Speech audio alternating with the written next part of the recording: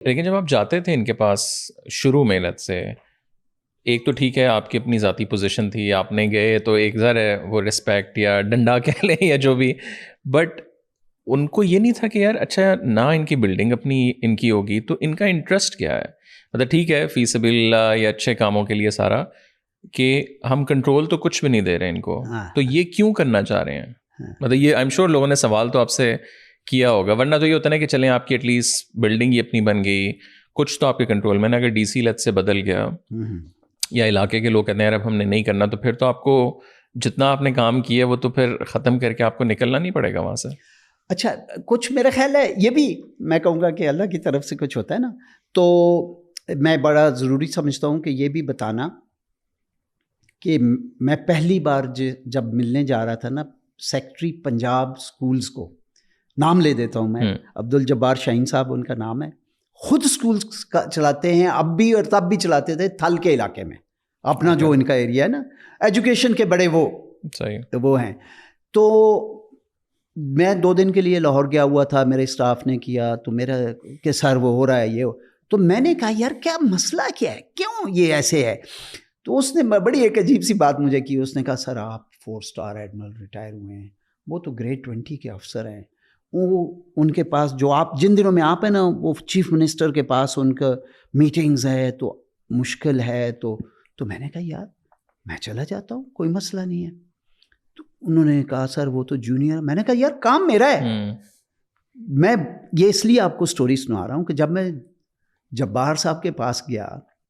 میں نے ان کو بتایا آپ کیا کرنا چاہ رہے، بیکاز وہ اسکول بھی چلا رہے تھے، he was so forth coming welcoming, انہوں نے فون اٹھائے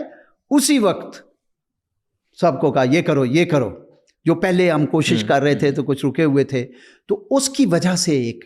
یہ کام شروع ہوا۔ اور ایک اور بھی میں کہوں گا کہ میں چیف منسٹر کو ملا اس وقت، انہوں نے ایک ڈپٹی سیکرٹری ہمیں دیا ہوا تھا ان چیف منسٹر سیکریٹریٹ، تو وہ بھی مطلب جو آپ کی بات نا کہ وہ پیچھے سے بھی تھا، ادھر سے ہمارا جو ماڈل تھا وہ ایسا تھا کہ ہم تو کچھ ان سے لے نہیں رہے تھے، دے ہی رہے تھے۔ تو اور یہ بھی ایک جو بنائیں گے وہ آپ کا ہے۔ تو خیر یہ بھی ایک بڑا دوسرا مسئلہ آئی مسٹ ہے اس سے کہ اگر آج کے زمانے میں ہم کہیں نا انگریزی نہیں پڑھنی یا کوئی، یہ بہت غلط بات ہے۔ Language of technology, knowledge, communications, انگریزی نہیں سیکھیں گے تو آگے چلنا بڑا مشکل ہے۔ لیکن ہم کوشش کر رہے ہیں انگریزی میں چھوٹے بچوں کو پڑھانے کی۔ ہمارا خیال یہ ہے کہ انگریزی سیکھنا بہت ضروری ہے، لیکن انگریزی میں بچوں کو سکھانے میں بڑا فرق ہے۔ بچے کو اس زبان میں سمجھ آتی ہے جو اس کو زبان سمجھ آئے، کیونکہ کانسیپچول لرننگ تب ہی ہوگی، ادروائز وہ یاد کر سکتا ہے،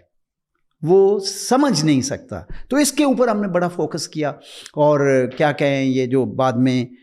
اردو زبان کے، تو اٹ واز 3 years،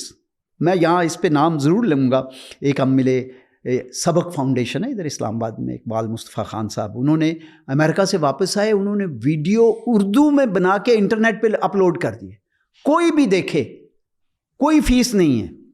تو میں ان کے پاس گیا تو انہوں نے کہا ایڈمل صاحب یہ تو سب کچھ تیار ہے۔ میں نے کہا نہیں تیار، ہمارے گاؤں میں تو نہ بجلی ہے، بجلی ہے، انٹرنیٹ نہیں ہے تو سپیڈ بہت کم ہے، ہم تو نہیں استعمال کر سکتے۔ تو انہوں نے ہمیں ایک سرور بنا کے دیا، اور ایک کلاس روم کو ہم نے ڈارک روم بنایا، ایک ٹی وی لگایا، ایک کمپیوٹر رکھا، کلاسیں آتی تھیں، 10ویں آئی 9ویں آئی، کرتے کرتے 2 کیا۔ اب اگر آپ میرے گاؤں میں کبھی جائیں نا تو ہر کلاس میں ٹی وی لگا ہوا ہے، اور وہ ویڈیوز ان اردو، ایک سو وہ ریکارڈیڈ لیکچرز ہیں بیسیکلی ریکارڈیڈ لیکچرز ہیں، اور ایکسپرٹس کے ہیں، ٹیچرز کے، جن کو وہ ری چیک کرتے ہیں۔ اچھا ایک اور ہے، ایک تعلیم آباد کے نام سے ایک آرگنائزیشن ہے، وہ بھی اسی طرح ہے، وہ ذرا KG2 اوپر جاتے ہیں، ان کا تھا میٹرک ٹو ڈاؤن، ان کا ہے KG2 اپ، تو ان کے ساتھ بھی ہم کام کرتے ہیں، وہ بھی اردو بیسڈ ہے، لیکن وہ تھوڑا سا ٹیچرز ٹریننگ بھی ہے، لیسن پلاننگ بھی ہے، وہ چونکہ آگے ذرا نیا بہتری، دونوں چیزیں اپنی اپنی جگہ پہ افادیت ہے، اور ان کا اور اس کی میں سمجھتا ہوں یہ دونوں چیزیں جو ہیں بچوں کی سمجھ میں بڑا اضافہ کریں۔